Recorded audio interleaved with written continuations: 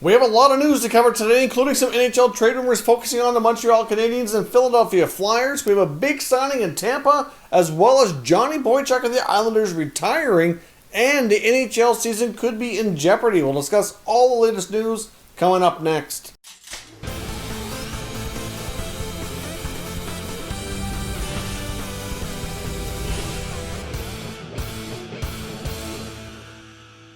So welcome back to another video here at Top Shelf Hockey. Now, as I mentioned, we have a variety of news topics to cover here today. We have a lot to jump into. So let's dive right in and get started. First up with the Tampa Bay Lightning signing RFA defenseman Mikhail Sergachev. We've got a couple of significant signings here over the past couple of days. Things are starting to kind of change a little bit in the RFA world. A lot of these guys without arbitration rights are coming to terms here. So Sergachev signs a 3-year contract with the Lightning at an average annual value of $4.8 million. Now, I think that's a pretty fair deal. Obviously, Sergachev has really come a long ways throughout his entry-level contract. Has really improved quite substantially, and certainly could be one of their key defensemen well into the future here. So, as we had mentioned before, not overly shocked and surprised that they got a pretty decent bridge deal done with Sergachev. I expect the same for Cirelli whenever that time comes, but obviously this does pose an issue when it comes to the salary cap. I wasn't sure how they were going to handle this, because obviously if they put themselves over the cap, then they're going to be forced to make a move here. Whereas, as I mentioned before, these RFAs, if they're not signed, they wouldn't go over the cap, and obviously the RFAs could be the ones sitting out to whenever the season comes around. So obviously, some difficult decisions are going to have to be made in Tampa. I wonder if they might be close to making a trade, or how close we are to seeing that. Because obviously, like I said, they're now over already. They have not signed Cirelli. They have not signed Erik Chernak. Obviously, players like Tyler Johnson, Yanni Gourde, Alex Killorn have all been mentioned in trade talks. The Lightning have been really pushing to find a deal here, and there really hasn't been much going on in Tampa when it comes to trade talk, at least that we've been able to find through any sources. So obviously we'll see what the Lightning do, but it's a pretty significant signing. It's a good deal for them. I like this contract. We've seen a lot of these bridge contracts, so he'll still be an RFA at the end of the contract, except he'll have arbitration rights, and the Lightning will have an opportunity to extend him at that point. But good signing here by Tampa. Now we also have another quick signing here as well. The Edmonton Oilers have signed a 7th-round draft pick from 2017 to his entry-level contract. Philip Kempe signs his ELC. He's a 6'3", 200-pound defenseman, 21 years old. Played the last 3 years for Yale University and has now signed his pro contract. So being a 7th-round pick, the fact that he even got signed to his ELC is a big step for him. And obviously we'll see what kind of role he can play for the Oilers down the road. Obviously he'll start off playing throughout their minor league system for a while and see what he can do there. Obviously, there's a lot of uncertainty around where exactly he'll play this year at this point, but at least he's got his contract, and they've turned a 7th-round pick into a much better prospect here at this point. At least he's got some good size, too, and he's played in a league where he's been playing against bigger, stronger, older players, so that's certainly a good development for him. So we'll see how he does turning pro here when he gets that opportunity.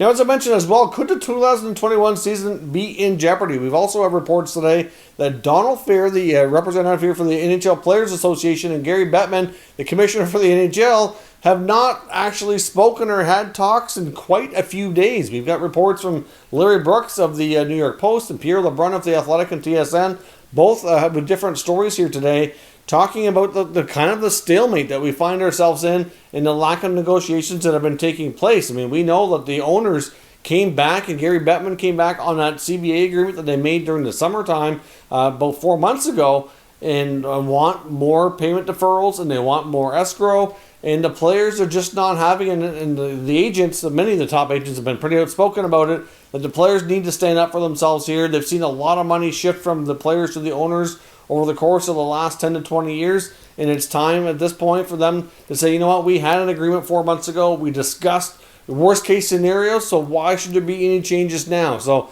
there certainly makes you wonder if the season could be in jeopardy, because obviously both sides at this point would be losing money. Hockey revenue can't really be generating much of anything if there's no hockey. Clearly, it's a league that relies a lot on ticket sales to go to the games, and without that, that's a big blow to the league. And so you have to wonder, though, that the longer this drags on, it's going to cut into the amount of time that there could be a season. January 1st at this point, to me, is still possible but as each day goes by, is less likely and is much more in jeopardy without really having any meaningful talks and really seeing any updates at all. I have to think a January 1st start time is probably not realistic anymore. I mean, it could be. I want to remain optimistic. I really do. It's hard at this point. And if we get into a mid to late January start time, they're probably going to see that season cut down from 60 games down to 48 or something like that. So I don't know. It was kind of unsettling and really concerning to hear that there really haven't been any talks and negotiations. I kind of feel for the players. I don't blame them for standing up for themselves, but it's unfortunate we haven't seen Bettman and the owners come back with any counter proposals or anything else to kind of reconsider things here. So we'll see where this goes, and I seriously hope that the season is not lost. Now, speaking of seasons, the good news as well for the women's on the NWHL, they have figured out a way to have a shortened season and playoffs in a playoff bubble, and they're going to be holding that in Lake Placid, New York. Obviously, Lake Placid, the former location of the Olympics, is going to have a female hockey bubble. The NWHL teams are going to play, I think it's 5 or 6 regular season games. Then they're going to have like a tournament for the playoffs. So it's not going to be over an extended time. It's about 2 weeks or so. So not a ton of games. It's certainly a shortened season, but at least they figured out a way to have a season in a safe location, in a bubble, and they can at least have a season where they can crown a champion. So that's certainly good to hear that they've got that figured out, and I commend them for their efforts there. It should be hopefully interesting to see if we can get much on TV in the way of broadcasting those games, so at least we have some hockey to watch for sure, and then certainly the women do put up a very competitive game, so it'll be fun to watch that. And of course, the World Juniors are still scheduled to start on Christmas Day. I know we've seen some bumps in the road with some positive COVID tests, but at this point, nothing really looks to be derailed, and that's still an event that we're expecting to see take place starting on Christmas Day. Now, as I mentioned as well, we had some pretty significant news from the New York Islanders today with the announcement that the career of defenseman Johnny Boychuk has come to an end. Now, get this right, he's not completely retiring, so his cap hit will come off the books. I just can't imagine that's the case because it was well known and documented here that he is not being able to play due to medical purposes. So that's more than likely what's going to happen. He will be placed on long-term injury reserve for the remaining 2 years of his contract, which was set to pay him $6 million per season. And this was a little bit of a surprise, from my understanding, to the Islanders. They would have known for a little while that he's been seeking a lot of medical, obviously, updates and talking to different doctors about what the future might hold after getting a skate to the face last season. Missed some time. He did come back and play some in the playoffs, but it was obviously not 100%, and certainly had some risk associated with that, but wanted to play through it. And then once the season came to an end, kind of began revisiting all the medical stuff to determine what he should do. And what Boychuk said was this was more about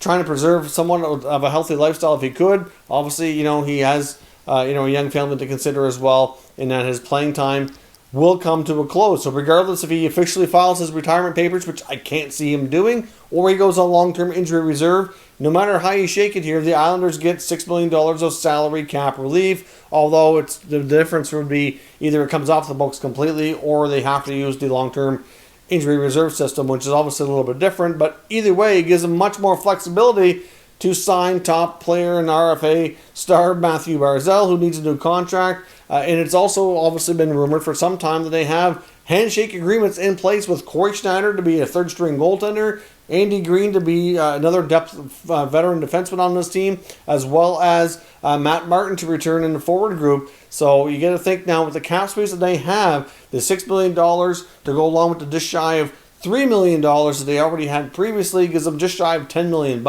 Obviously, not sure exactly what it's going to take in order to sign Barzal. I would think at least 7 on a short-term deal. It could be more. I know there was a lot of talk before about it being 9 or 10. I don't think it's going to go that high anymore, given the new landscape of where everything is at from a financial perspective here. But still, even if they get, say, $7.5 million on maybe a 3-year deal, something to that effect, that could work. Now, Corey Schneider likely going to play in the minors and be their first call-up option, would be my guess. Likely as a third-string guy, so they might be able to bury that contract.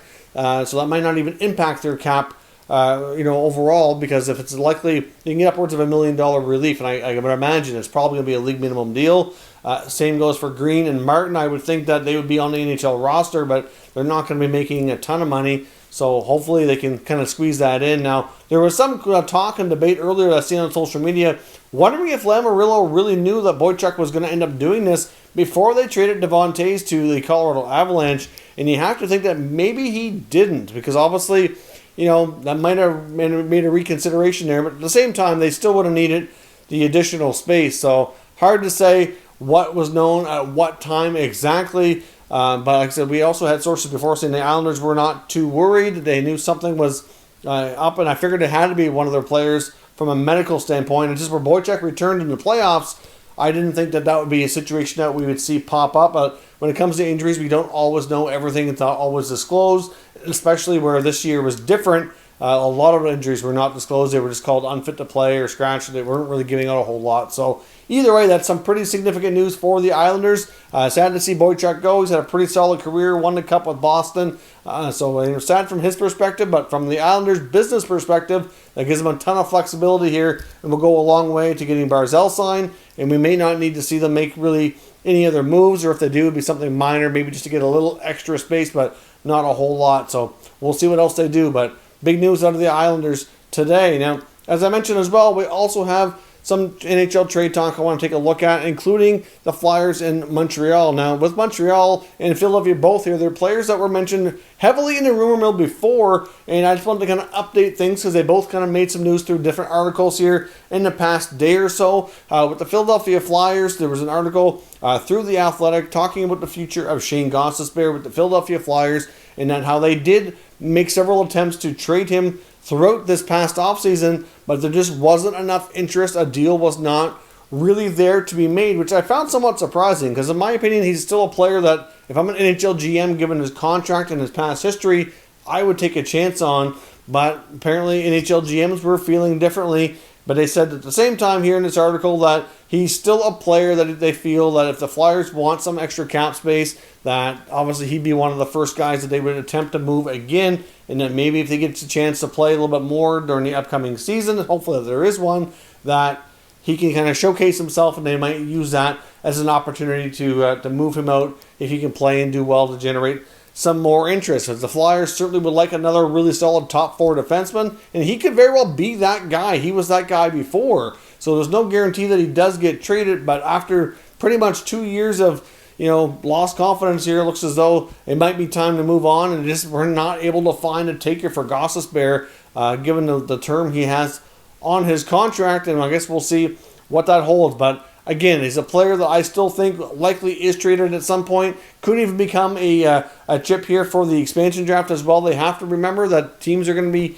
needing to make some decent players available here, and he could be a player that maybe they talk to Seattle about if things are not working out in any other regard. Yes, they don't get a return for him, but at the same time, they get to protect some other pieces that they really wouldn't want to lose. So as much as I do think his time is limited in Philadelphia, and we could still possibly see a trade, I just think it's going to be a little bit longer here. And so surprising to hear that as much as the rumors that were around him, there just wasn't enough interest to find a deal. Now, same goes for Montreal and Philip Danault. Now, of course, Danault was a player heavily rumored after he made a lot of remarks after the season was over with, indicating that he wasn't real thrilled with his role, didn't really want to be a third-line guy, always playing in defensive type of situations, that he had been the guy offensively, playing a top-line role for a period of time, and felt he could still handle that, and was kind of disappointed with the number of minutes and role he was given during the return to play. And he finally has spoken a little bit more and did an interview as well after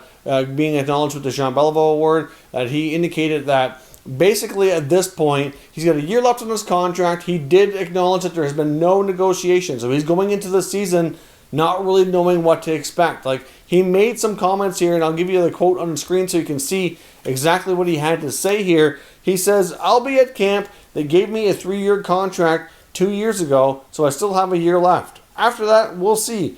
I really have the intention of honoring my contract, and then after that, we will see." So that doesn't exactly give me a ton of confidence that he's going to return. The fact that there's been no negotiations, and it doesn't sound like he himself has a lot of confidence that it's going to happen. But he also went on to say that he has a lot of respect for younger guys like Suzuki and Kakaniemi, who he wants to stick around with Montreal, and he'd love to be a mentor for them, and at the same time compete with them for a lot of the top ice times and play, hopefully higher in the lineup like he was used to in the past. And he's kind of looking forward to the competition that comes with that.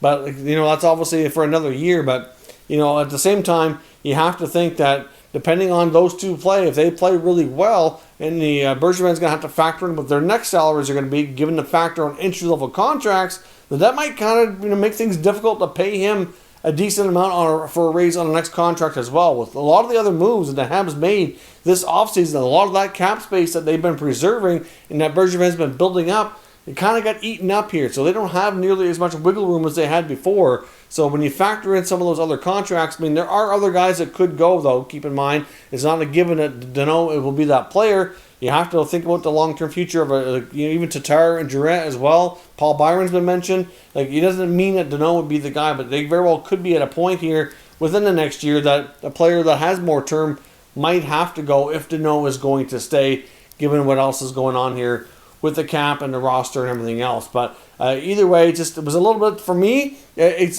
somewhat reassuring, but not really at the same time. You have to think where everything is at, that if he has a good season, it could be a case where Montreal might want to keep him. They might want to see how things go, but it could prove to be too much money that they can't afford to do it. And at the same time, if the other guys he's competing with do really well, then that might cause him to not afford it as well. So it just might be really difficult to say. There was also an Athletic article as well by Arpon Basu that kind of went on to mention that really Danault ended up on traded to the Habs at a time when the center depth was really weak and low, and he was able to play much higher in the lineup than he normally ever would have been, which kind of created an opportunity for him, which was great. But now that they want to slide him back into where they feel he's better suited, better fit, it's kind of not really working out.